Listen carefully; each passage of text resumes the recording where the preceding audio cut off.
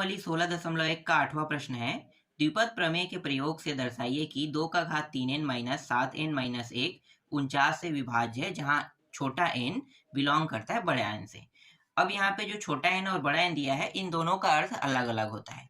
छोटे n जो है वो पदों की संख्या को प्रदर्शित कर रहा है, और बड़ा n जो है जितने भी संख्या है उनको प्रदर्शित कर रहा है। संख्या का मतलब 1 2 3 4 5, ठीक है। अब इनको गिनो, कितने संख्या है? 5 संख्या है ना, 5 तक हमने गिना 5 संख्या, तो पदों की संख्या कितनी होगी? छोटी n की जो मान है वो कितना होगा? 5 होगा, ठीक है। तो छोटा n जो है वो पदों की संख्या को प्रदर्शित करता है, और बड़ा n जितने भी नंबर है उनको प्रदर्शित करता है, ठीक है। आप औसत निकालते हो ना, तो औसत निकालते हो तो क्या करते हो? जितने भी संख्या है उनको जोड़ के छोटा n जो है वही संख्या से भाग दिया जाता है। इसी को हम छोटा n कहते हैं, पदों की संख्या को। चलो प्रश्न को हल करते हैं। तो इस प्रश्न में दिया हुआ है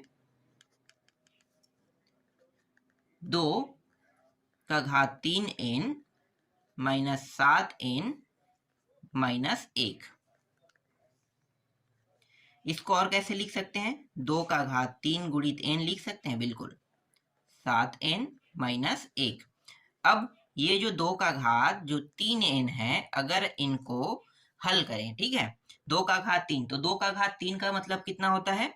2 दूनी 4, 4 दूनी 8, 8 होता है 8, और ये बचा n, तो n को इसके साथ इस तरीके से लगा दो।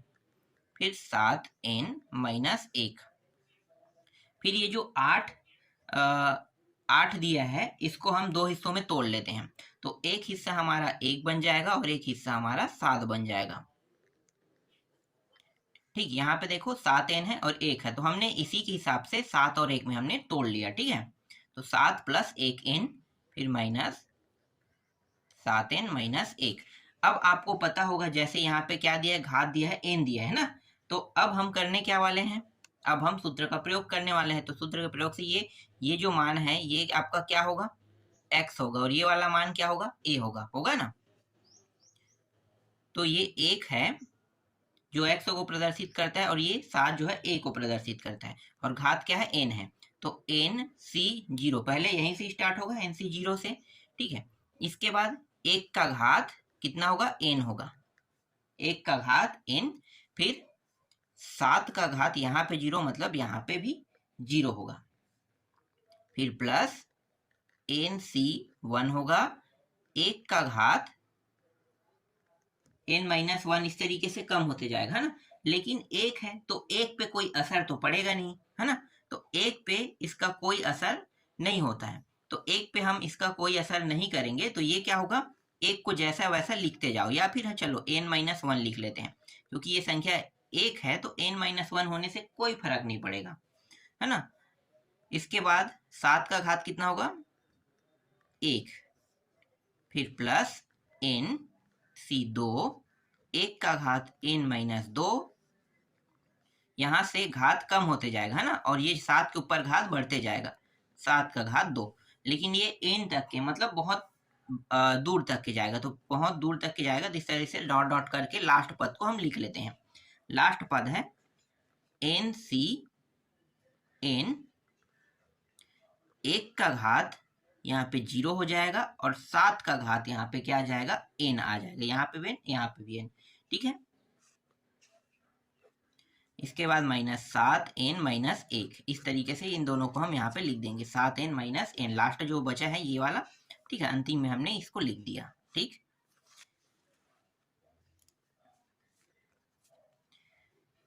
ये जो nc0 है, इसका मान कितना होगा? इसका मान 1 होता है ना, तो 1 हो गया। 1 का घात कुछ भी रहे, मान तो 1 ही आएगा, तो ये 1 आ गया। 7 का घात क्या है?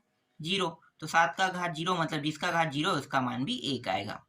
फिर प्लस nc1, तो यहाँ पे nc1 1 दिया हुआ है ना। पूरा अगर इसे हल करेंगे तो ये कुछ इस प्रकार से होगा, देखो, n फैक्टोरियल, फिर 1 फैक्टोरियल, फिर n माइनस 1 फैक्टोरियल, यही होगा। फिर 1 का घात देखो यहाँ पे n माइनस 1 दिया है, तो इसको हम कितना लिखेंगे भाई? 1 ही लिखेंगे, है ना। तो यहाँ पे गुणित 1, और 7 का घात 1 मतलब 7, ठीक है। इस तरीके से इसको जैसा वैसा लिख लेते हैं। क्योंकि ये इसी प्रकार से होगा तो हम पूरा प्रक्रिया नहीं करेंगे, ठीक है। तो NC2 जैसा है वैसा लिख लेते हैं।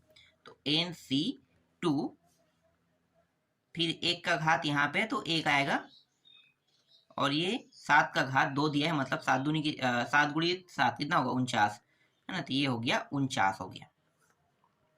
फिर डॉट डॉट डॉट करके फिर NC, देखो ये n और n दोनों अगर एक जैसा हो तो क्या होगा, 1 होता है ना।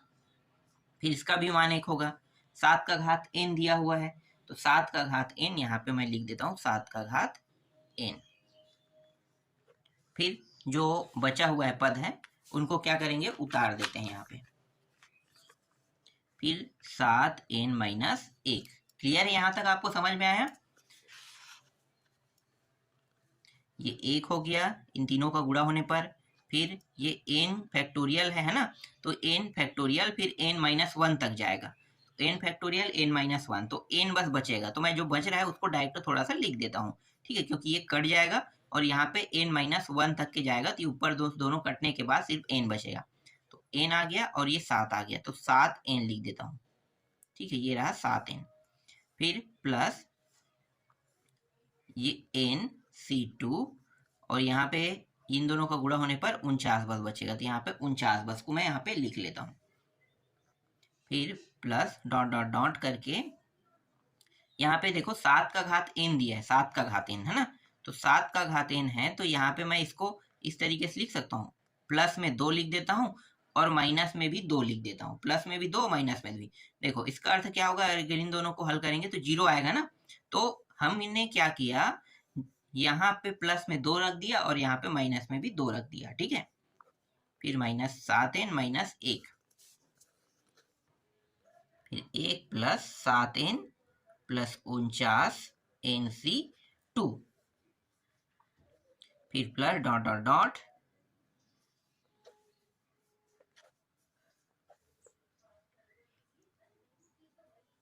फिर ये जो 7n है, ठीक है, इसमें जो प्लस वाला है इसको हम अलग कर लेते हैं, तो 7 का घात 2 हो जाएगा, ठीक है, गुणित 7, फिर n माइनस 2 बस बचेगा, है ना।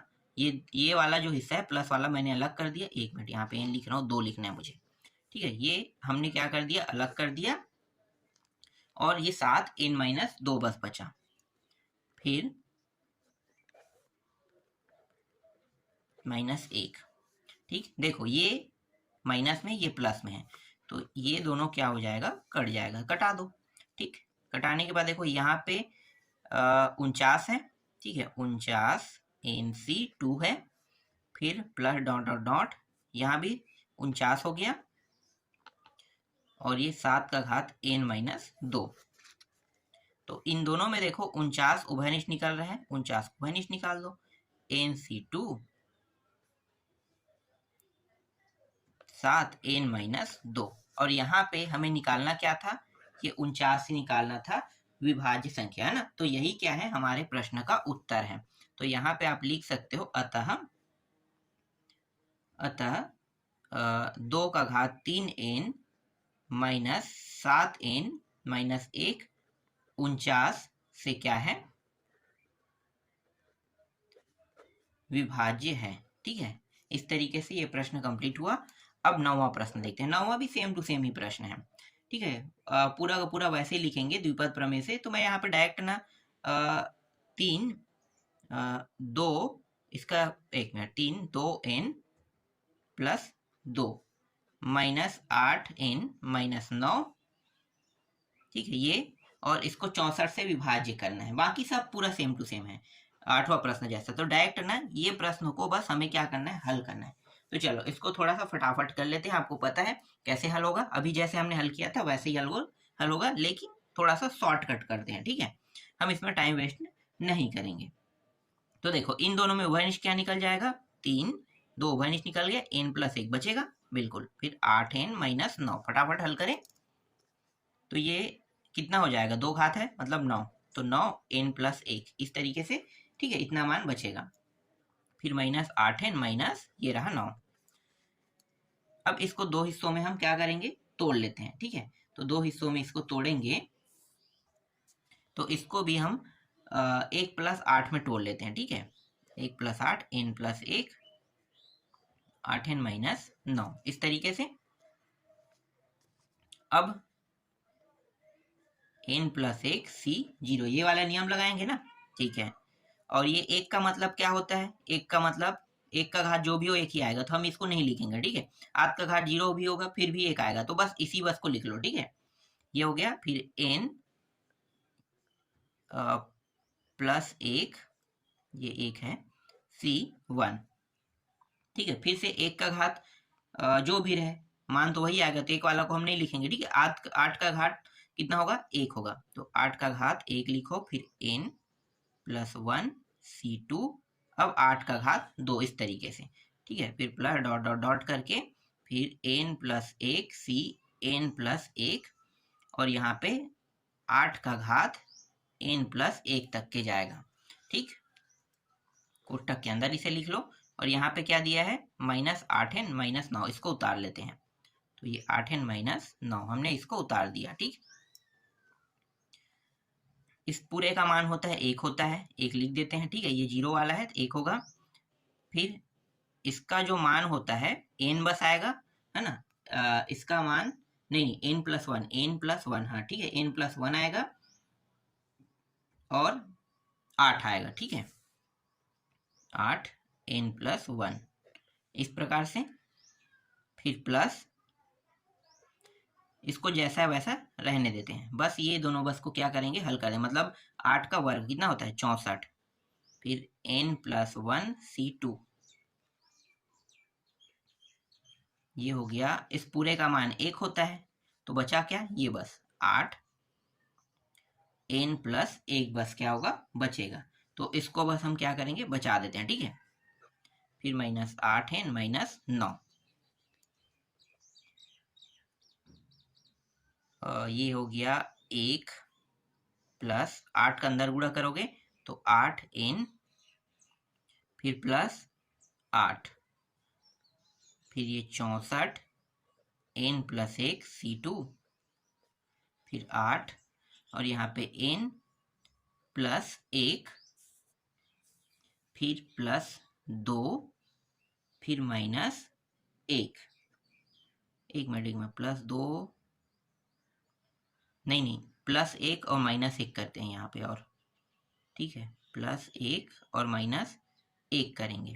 इस बार ना प्लस 1 और माइनस 1 करें, क्यों ऐसा कर रहे हैं ये भी मैं आपको बता। देखो यहाँ पे मान कितना है 64, तो मुझे यहाँ पे ये 8 को 64 बनाना है, बस इतना ही मुझे करना है, ठीक है। इस 8 को मुझे क्या बनाना है, 64 बनाना है, ठीक है। तो ये 1 और 1 कितना हो गया, 2 हो जाएगा, 2 करेंगे तो 8 का घात कितना हो गया, 2 हो जाएगा, 64 बन गया ना। तो सिर्फ 64 बनाने के लिए, मतलब यहाँ भी 64 है तो यहाँ भी 64 होना चाहिए, तभी ये प्रश्न हल हो पाएगा। इसीलिए यहाँ पे मैं क्या कर रहा हूँ, प्लस 1 माइनस 1, और इसको ध्यान देते हुए मैं यहाँ पे प्लस 1 माइनस 1 को जोड़ और घटा रहा हूँ। इससे पहले वाले में प्लस 2 और माइनस 2 घटाया था, है ना। वहां भी हमने वैसे ही वर्ग वाला नियम लगाया था, यहाँ भी वर्ग वाला नियम लगाया, ठीक है। तो यहाँ पे डाउट अब आपको नहीं होगा ना। चलो आगे हल करते हैं। फिर 8n माइनस 9, देखो ये 8n और यहाँ पे भी ये 8n काट दो, फिर 8 और 1 9 होगा, और ये माइनस में है, ये दोनों को भी काट देते हैं, देखो कट गया यहीं से। अब यहाँ पे देखो 64 है, तो इसको मैं उभयनिष्ठ निकाल लेता हूँ, 64 उभयनिष्ठ निकल गया, फिर n प्लस 1 c2, और ये दोनों जो है ये दोनों जुड़ के कितना हो जाएगा, 1 1 2 हो जाएगा, तो 8 का घात कितना हो गया, 8 का घात यहाँ भी 64 हो जाएगा, है ना। तो 64 को तो मैंने उभयनिष्ठ निकाल लिया, तो बचा क्या, 8 n और माइनस 1, ये माइनस 1 बचा है। अब यहीं पे हमें ये प्रश्न में क्या निकालना था, 64 से विभाज्य, है ना, तो 64 से विभाज्य हमने बना दिया, तो ये क्या है, इस प्रश्न का उत्तर है। तो इस प्रकार से आपका ये जो प्रश्नावली है 16.1 पूरा कंप्लीट हो गया।